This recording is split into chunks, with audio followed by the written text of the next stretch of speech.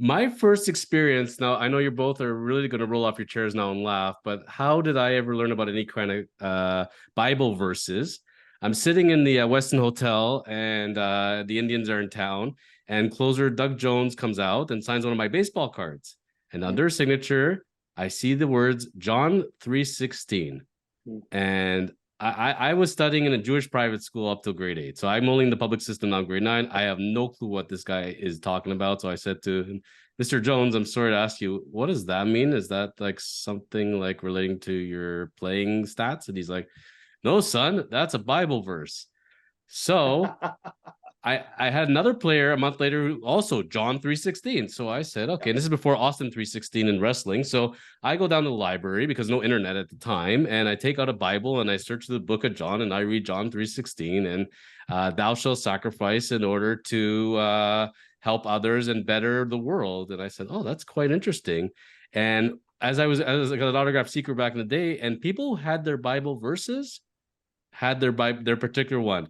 I searched on eBay, Pat, and looked up Pat Combs autographs, and you were all over the map. You were on John 3:16, John 14:6, John 17:3, John 3:16 to 18. You make them read more than one. Romans 10:9, Galatians 2:20, and Acts 16:31. Did you this is what I was picturing. You're in the elevator with the Bible and you have your bookmark, and as you're about to sign an autograph, you're like, which chapter am I on now? And then you just write that in. Is that how it went down?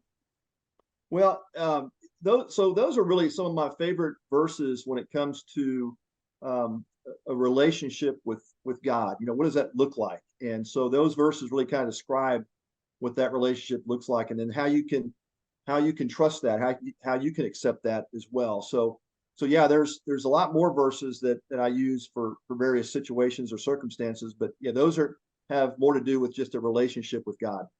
So two questions to me come up as an autograph fan or an ex autograph fan. Once the players were younger than me, I said I'm not doing this anymore, and I retired immediately that day. I couldn't do it. It was I'm done. I'm done. This is embarrassing. You know, especially when you see those guys in their 50s and they have like the giant plaque and they have like 20 cards sorted and they're saying, can you please just sign my 20 cards? I'm like, this is enough. It was fun when I was 13, you know, but Yeah. number one is you meet somebody in the elevator, you meet them on the street. Do you have a particular verse in your head at that particular moment? Like, how do you get inspired which verse you're going to put down that day? Yeah, great question. Um, for me, it's really about those verses I feel are appropriate for that person in that moment. Um, you know, I've had even people ask me, just like you were asked, what does that verse mean? And I'll repeat it, I'll quote it, and then I'll typically ask them, now what does that mean to you? And I love hearing those responses because, and oftentimes, if folks are not familiar with Bible passages, they've got a lot of questions, and I hear all the time, Jonathan, people say, I tried to read the Bible one time, I really didn't understand it. And I said, well, man, how valuable would it be to maybe have a conversation with somebody who does have an understanding of it or who can provide some insight on those particular verses? And I just want the conversation. So, yeah, you're right. In those circumstances, when people ask me for autographs and I'm thinking through what verse would be, good for this person in that moment. I want to strike up a conversation. So I think that's the opportunity I have. I think that's what God gave me was the chance to play at that level, to be able to then have a relationship with fans and people who love baseball, and then I get to have those conversations with them. And so even today, Jonathan, what's so crazy to me is, and I played, 8 years professionally, 3 years in the big leagues, and even today, I still get probably 5 to 10 letters a week of people asking for autographs. And I'm like, how do they even find me? I'm like, I'm no 30 doubt. years past the game, right? No doubt. Funny, Steve? Yeah. Yeah, it is. I got two yesterday. So they just randomly come and they pop in the mailbox, and it's like, you're right. How did they find me? Like, where are they getting the address from? But if they work hard enough, they'll figure it out. And they give you the rules. Right. You have to have a self-addressed stamped envelope because you have to make it easy for the person. You have to write a nice note. It should be handwritten. There's certain rules on this stuff, folks. That's how I got my Andre Dawson autograph. But for autograph seekers, it's a big deal. And I gotta say, then I was always curious. Now being older and thinking about it, that verse is not about the player that they feel the need for themselves. Writing that verse is really meant to inspire others, isn't it? Yeah, and I've got like I call it my 2025 go-to verses that I typically use. I've got a good memory, but I haven't memorized the entire Bible, so, Mm. so I've got try to keep it to the ones that are most pertinent. But like you referred to the Acts 30, 31, that's a question that came up, and Silas was asking one of the disciples, John, what do I do to be saved? He said, believe in the Lord Jesus Christ, and you will be saved and your household. And so I think that's one of those verses, like when I meet a dad or somebody who has kids playing, and I think that might be a verse that's applicable for that person. But yeah, and look, I am honored when people ask me for something like that, Jonathan. I'm honored to do it because I think I don't think my name is nearly as important as Jesus's name. I want him to be elevated, and I'll gladly take a back seat if they'll take that verse and read it. My prayer always is when I stick those letters in the mail is that this person will read that verse and their life will be transformed. And like I say, you're both in similar boats as far as first round picks, pitchers, dads, coaches, and you both give me the impression somebody came up to you, unless you're like in a really, if it's a hectic time or something is going on that you can't speak to somebody that moment, you would stop for almost anybody, speak to them, take a picture, give an autograph, right? Yeah, absolutely. Yeah, it's Yeah, beautiful. I look at it as for my way to give back to what the game gave me. So Steve and I are sitting with you, Pat, and we both happen to have a piece of memorabilia on us, and we're in person right now. What verse would you put down for each of us in your autographs, and why? Oh man, Jonathan, that's a great question. This is why I do what I do Gosh, for a living. yeah, yeah. For you, I'm thinking John 14:6. Thinking John 14:6 for you. And do you know that verse? I had it written down right next to John 3:16, but I do not. Yeah, yeah, yeah. So John 14:6 says, Jesus says, I am the way, the truth, and the life. No man comes to the Father but through me.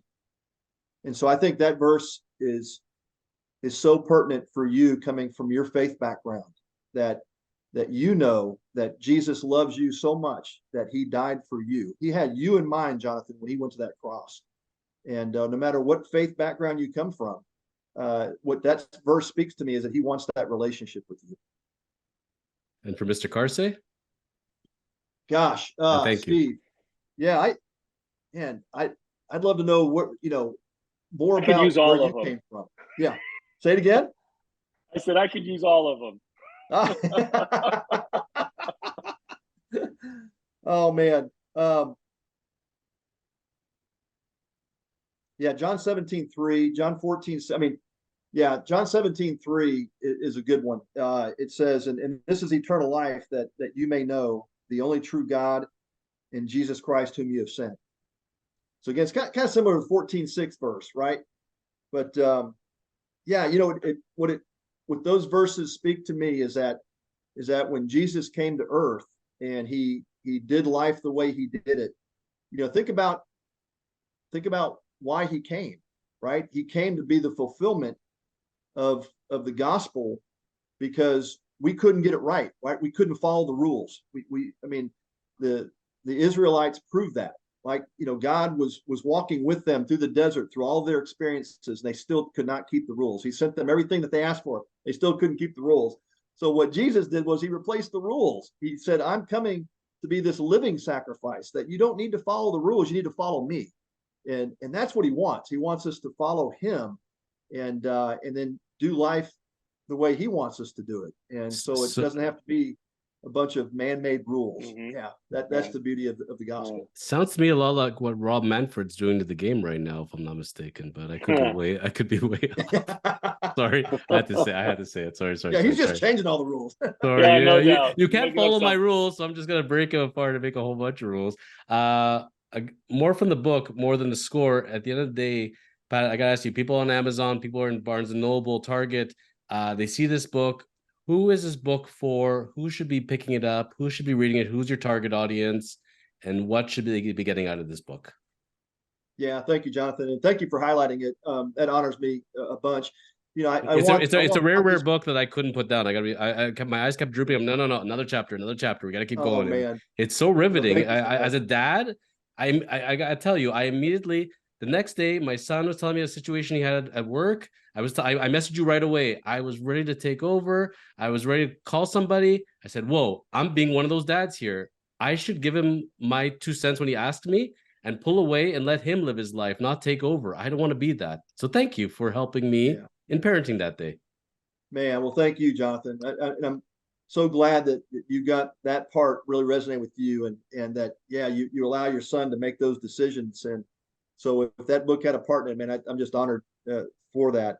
Yeah, I want to get this book in the hands of every parent that has a kid in sports, because I really think they can learn from my experiences. Look, when Christine and I raised our 3 sons, you know, Carson became a college hockey player. Connor and Casey became college baseball players. Casey went on to pro ball for a few years. Now he's coaching. But you know, I want them to learn from the things that we did well, but I also want to learn from the mistakes we made. You know, and I think there's no greater experience than to say, hey, here's some things that we would have done differently, but here's some things that we can celebrate that we did well. And here's what our sons were able to get from the game. And you know, I think one of the key parts for this for me, Jonathan, was the fact that we've been there and done that now with 3 kids. Look, my boys were far from perfect. I promise you, they made a lot of mistakes growing up. But today, on the other side, with Carson being 31, Connor being 28, just turned 29, and then Casey now 27, we've been able to see kind of the fruit of what comes from parenting well, and for your kids to experience all that they wanted to experience in the game, but then the character and the virtue and the life skills that they were able to get from the game, and it's all translated into them having great careers post baseball. And so it just comes from a parent who kind of walked it out with his own kids. And man, we had a blast. We had a blast doing it. We will get together and reflect on all the fun memories and fun times that our kids had going through the games, and just all the stuff we got to learn together in life. It's been crazy fun, man. Yeah, it's about building leaders, right? It's about getting them to understand a little bit of adversity, learning how to communicate, learning all the skills that they're gonna have to learn later in life. You know, and you know, the correlation is like a lot of the parents, and that's why this book would be so fantastic for many of the parents to read. And I'm going to tell our parents to pick up a copy and do it, because they're always looking about the now, right? You know, they're always looking about how my son did this weekend. Like, oh, he had such a bad weekend, or he had such a great weekend. I'm like, that's great, but what did they learn from this Yeah. experience through the weekend? It's not like what we want today, tomorrow, next week, next month. It's 2, 3, 4, even multiple years down the road. You know, there was one section in there which inspired me to wear my shirt today, which is process over outcome, right? So it's about process. It's about how do we get better? How do we teach them not only baseball, but how do we teach them life lessons moving forward, and in having to deal with adversity, no matter what it is, whether it's a test in high school or you know, a situation that they might be in that's very uncomfortable for them. You know, I like to make them uncomfortable to be comfortable, because the more comfortable they are, the easier they feel like they have it. So you know, that's our saying on our team is get uncomfortable to be comfortable, because if you learn how to be uncomfortable, when that happens, it'll be very easy for you. So you know, I live by that. That's something I've learned along the way during my coaching career. I wish I had it more when I was playing, about process over outcome. You know, I even have a wristband I wear, and my son wears one too. It says trust the process. You know, Yeah. like, let's work through all of this stuff so you can be a better individual, whether it's in sports or what else you do, you know, as you move on in life. I gotta tell you, Amen. I gotta tell you, gents, because nothing happens by accident. And you know, when I first sought you out, Pat, and we were connecting for the show, I had no idea about the book. You know, you're one of the people I loved watching growing up, and I was reading about you, and I thought, it'd be great to have you on the show and share some stories. I figured you two knew each other, and lo and behold, of course, you write a book about coaching and kids. And Steve, having made the decision to step away from the game and spend the time coaching his son. How old is your son again, Steve? He's going to be 13 at the end of the year. And one of Steve's top clips on our social media was no scouts, sign or attend watching 12U baseball.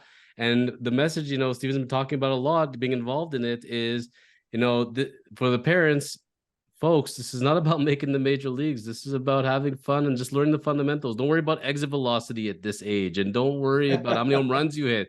Just learn how to hit the damn ball, And then here you come, Pat, with the book about it. And I called Steve right away. I said, Steve, we found our guy. This is incredible, the synergy, because I originally, when I thought of the name for the show, I wanted to be the Steve Carsey story. And Steve came back and said, no, it should be called The Chosen Journey. It should be about people's life journeys, baseball journeys, and where they came from and where they're going. And let's hear their tales and then let that inspire others. So today, Pat, I mean, you've walked so many walks of life and you've done so many great things in your career and still going. And I got to commend you, and may that inspire people to find their chosen journey. Yeah. Well, Jonathan, thank you. It's been a pleasure to talk about this. And Steve's right. It's really about planting the right seeds and letting that process take over as we nurture those seeds with our kids. And the question always comes back to, what are we planting? Are we planting the seeds of win at all costs and everything's about the game and everything's about their performance? Or are we planting the seeds of virtue and character and all the great things that they're going to carry with them the rest of their lives when they get beyond the game? And so, yeah, I just challenge parents to not get in the way of that path that God has created for our kids. Right? Let's nurture it. Let's understand what the kids can get out of the game and how much not only enjoyment they can get, but what they can learn from it. So, yeah, us three, we're on the same page, and I appreciate that a bunch. So as we finish today's episode, I'm going to ask you both the question that's going to make you both chuckle and roll a little bit. But to those parents out there and to those young players, whatever age they are, and they come to the both of you, you've been there before. You know what it takes to do that. I want to make the major leagues. I want my son to make the major leagues. What response do you have back to them? Steve, you want to go first? Yeah, sure.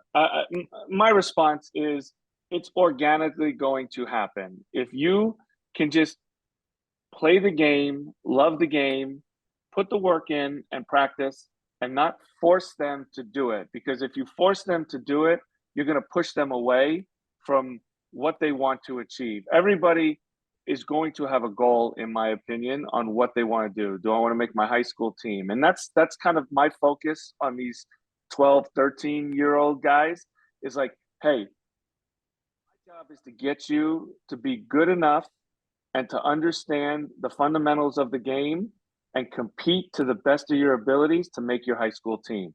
Now you go on to your high school team. Now you can continue to make those goals of, I would love to play in college, or I'd love to play at the next level. So to tell the parents, listen, again, I go back to this as I wear the shirt, is it's process over outcome at an early age. Like, results, yeah, they matter. It's fun to get a hit, right? I mean, we all want to get hits, but is it better to understand that you did everything right and the result didn't work out, but you went through the process to do that? It's hard at 12 and 13-year-olds for them to understand. But if you can keep preaching the harmony of being a good teammate, of having good character, of learning lessons as you're going through this, and just be a better player as you continue to get older, just let the things happen where they lay as you get older and as your talent and ability lets you do that. Pat? Yeah, great answer, Steve. Yeah. I'm probably the worst, Jonathan, at asking a question from a question, right? So that's good. I mean, when somebody asks me that, what will it take for my kid to make it to the show? My first question is, well, is that your dream or their dream? And I want to know if it's really their dream. And if it's the kid's dream, I want to have that conversation with the kid and say, look, do you understand what it takes to get there? Because Steve and I will tell you, extreme amount of hard work and dedication and perseverance, but it's more than that. They got to have the talent. And so the first thing I ask the kids are, do you feel like you have the talent to move up to that next level? And if the answer is yes, then I say, okay, do you know what it requires, right? What requires of that talent for you to get there? And they've got to be extremely dedicated. They've got to be able to work through adversity. So all the behavior sets and things that we look for in great players, they either have to come with that or they have to learn that. And so if they don't have it, our job as coaches, Jonathan, is to lay out the path. Here's the path it's going to take for you to get there.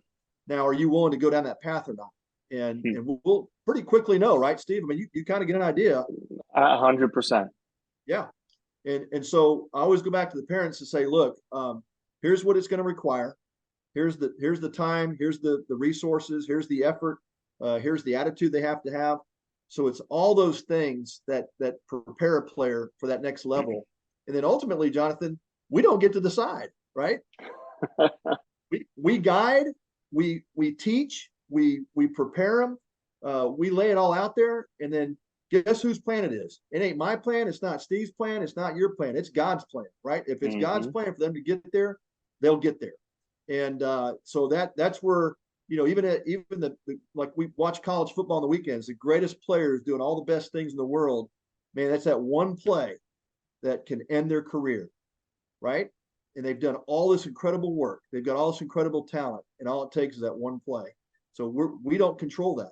And so there's all these other variables around that. So I always sit down with parents to say, I know we all have dreams for our kids, but let's dream with them, not for them. And if I had to sum up the book in one other comment, and for the parents that pick it up and read it, I would tell you that if you've ever had children, anybody listening here, and your child has gone through any kind of sports and they dropped out at any point, the age brackets I think of are 8 to 12, 12 to 16, and 16 to 18. There's certain segments based on where they are at school, where they are in life. If you want to really reflect back on some of those cases, why they dropped out, and you read this book, it'll start to make sense. And for those parents that have those 4-year-olds, 5-year-olds, and are thinking about getting them into sports, you read this book, you can help avoid those issues where you're saying, my son's a first-round talent that you can't miss, or she's amazing, she stands out beyond everybody, and she just lost that interest. And you read back and really self-reflect as a parent, saying, how much did I contribute? Like Pat saying, what seeds did I plant? And how much did I pull them away, and how much did I make them lose their focus or their morale or just their zest for it? So I think this book is as much about parents looking within as it is about how they're communicating with their children. I think they need to understand not the best 8-year-olds are the best 10-year-olds. Not all the best 10-year-olds are the best 13-year-olds. Not all the best 13-year-olds are the best 16-year-olds.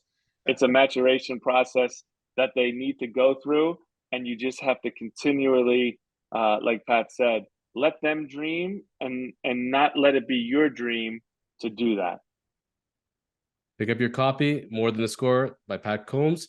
Pat, as we're summing today's episode, and we thank you so much for sharing again your wisdom, your insight, your life journey with us. This has been fascinating. If you have to send that one message to the world, to our listeners, the audience, and that word of it, if people are not involved in sports, people listening today that, the sports world hasn't touched it all, and they're just feeling very inspired by hearing this, what words of wisdom for life can you give them today? Oh, man. Well, I'll leave you with this. I think there's one word that hopefully defines all of us, and it's the word love. We just need to love God with all our heart, all our mind, all our soul, love our kids and love them through circumstances. And we certainly did. We wanted to hold our kids accountable, but we also wanted them to know unconditionally that they were loved always. And I think that's the message that God has for us, is love each other, right, as your neighbor, as we love ourselves. So I'll leave you with that. I love it. I got to tell you, when you see my book, when it comes out, chapter 1 is actually love. So we are on the exact same page. That's great. I start off the book. You come into the world with love, and you hopefully leave the world with love. So it all begins and ends with love. And this is all about life love and baseball love. And as we're deep into the MLB playoffs, and everybody's excited about what's to be happening, and lots been transpiring. But you know what? We got to step away for a moment. Always remember, it is just a game. I know it's hard to believe for the sports fans and those sitting on the betting lines, but really it is just a game at the end. There's so much more of a bigger picture. And you both found your respective chosen journeys, and we thank you for it. That's Pat Combs, Steve Carsey, Jonathan DeCohen. This has been A Chosen Journey. Thank you all for tuning in, and we'll see you all back real soon.